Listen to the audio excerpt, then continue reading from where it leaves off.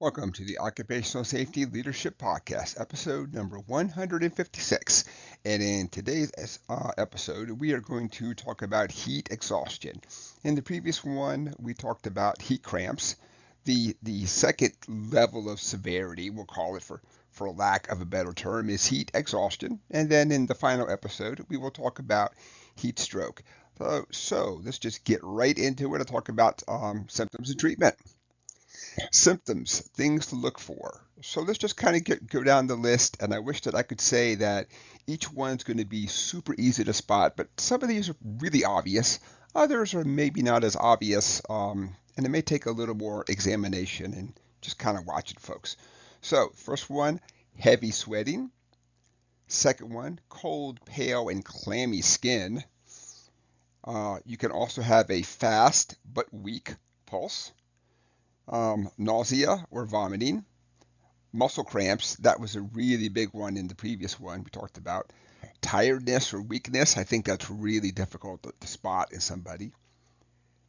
Headache, dizziness, and then finally fainting or passing out.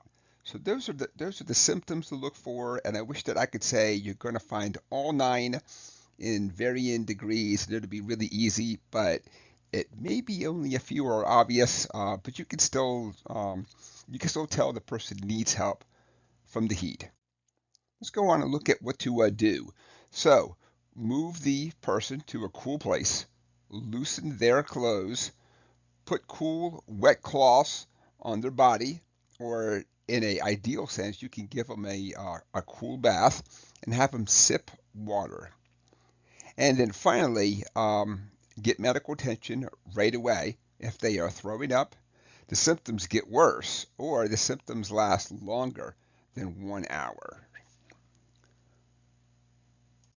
That is it for today's episode. Short and sweet episode number 156. We talked about heat exhaustion, the symptoms and treatment, and what to do, of course, when this happens, and when to finally escalate it and look for a higher level of care.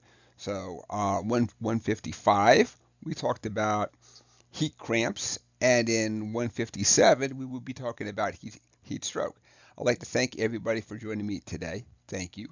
My name is Dr. David Ayers. Thank you, and have a safe day.